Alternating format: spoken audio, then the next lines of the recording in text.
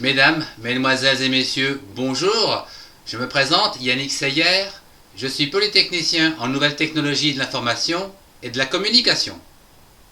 Aujourd'hui, je voudrais vous parler de Linux et de la gestion des utilisateurs et des droits.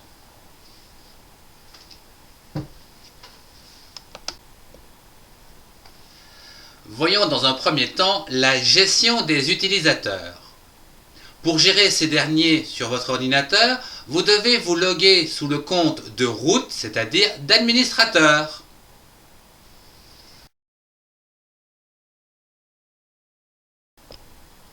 Voyons comment créer un utilisateur. Je vous rappelle que vous devez vous loguer sur le compte de root et vous trouvez sur une ligne de commande sur laquelle vous allez pouvoir entrer la commande suivante: add user, A2D USER, espace et le nom de votre utilisateur à enregistrer sur votre ordinateur. Le système va donc vous demander à présent d'entrer son mot de passe, puis de le retaper afin de le confirmer. Dès lors, votre utilisateur se trouvera donc enregistré sur votre ordinateur. Suite à quoi, l'ordinateur va vous poser quelques questions pour le placer sur des groupes, etc. Il est recommandé de changer le mot de passe des utilisateurs tous les mois.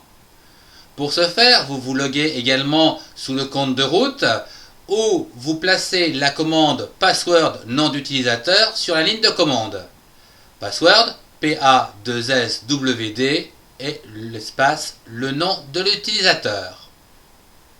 Suite à quoi, l'ordinateur va vous poser la question: entrez l'ancien mot de passe, vous le validez, puis de rentrer le nouveau mot de passe que vous confirmerez de façon à ce qu'il y ait identité entre les deux écritures.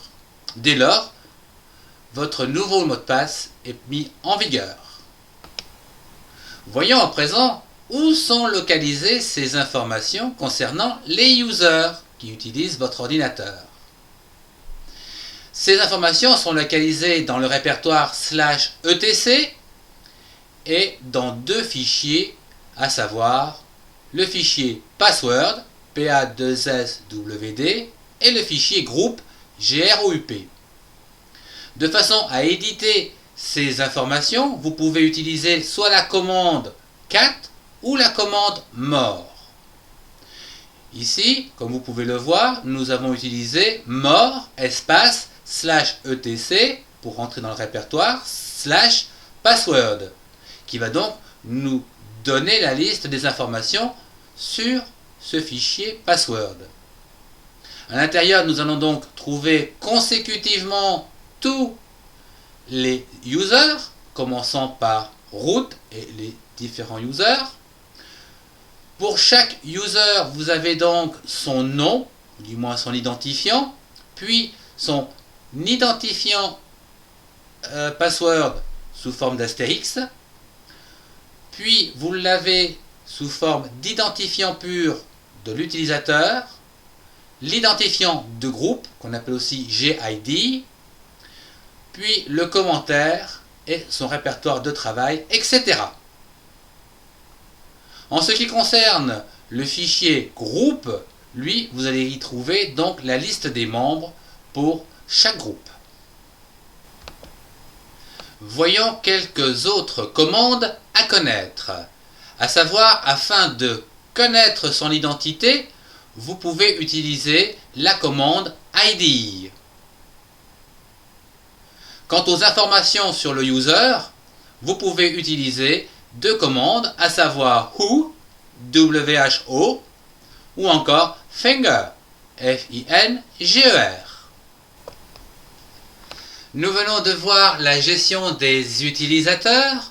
Voyons à présent la gestion des droits d'accès au répertoire et aux fichiers.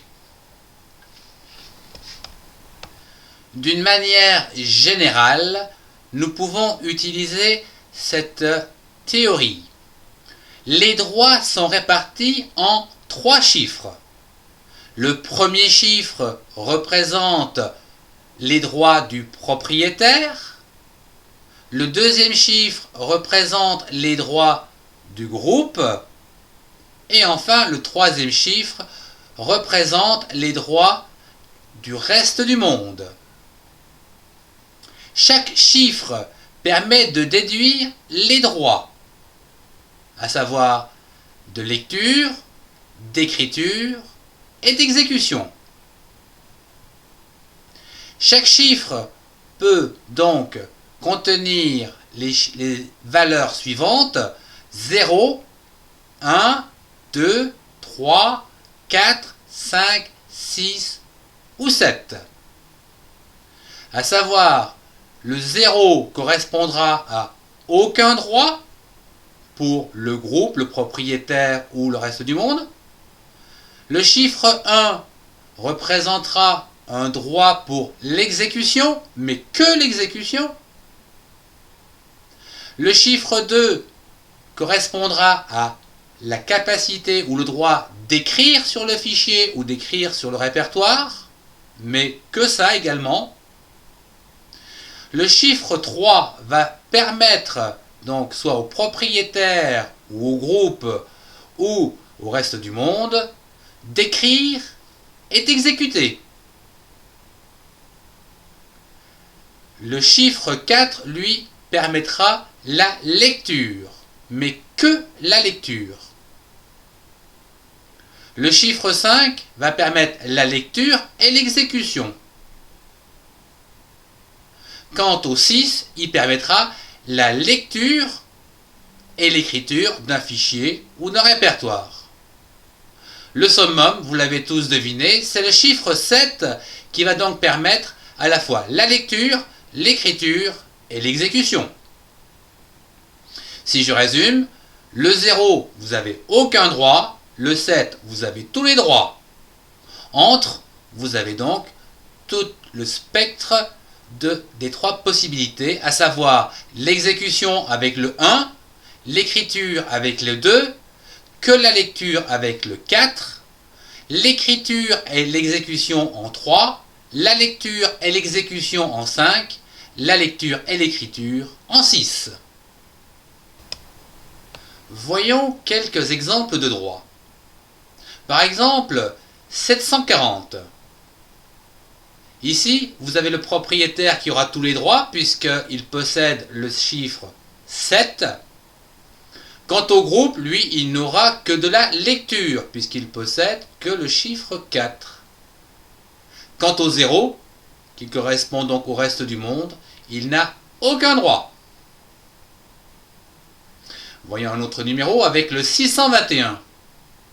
Ici, le propriétaire aura le droit à la lecture et à l'écriture, soit du répertoire ou du fichier. Le groupe, lui, ne pourra qu'écrire, alors que le reste du monde, lui, pourra toujours l'exécuter, mais rien d'autre. Enfin, un troisième numéro, le 753. Ici, le propriétaire aura toujours tous les droits. Quant au groupe, lui, il ne pourra faire que de la lecture ou de l'exécution. Et le reste du monde pourra donc exécuter ou écrire. Voyons pour terminer les droits, quelques commandes bien utiles. La première qui va vous permettre d'afficher les droits soit d'un répertoire ou d'un fichier. Sur cette ligne de commande, vous marquerez la commande ls avec l'option -ul, suivi soit du répertoire ou du nom de fichier. En ce qui concerne le changement d'attribut, donc d'un fichier ou d'un répertoire, vous devez absolument vous loguer en tant que root, c'est-à-dire administrateur du système, et marquer sur la ligne de commande chmod, qui est la commande pour changer d'attribut d'un fichier ou d'un répertoire. chmod suivi donc des 3 chiffres concernant donc le nouvel attribut ou les nouveaux droits pour ce répertoire ou ce fichier, suivi du nom du répertoire ou du fichier.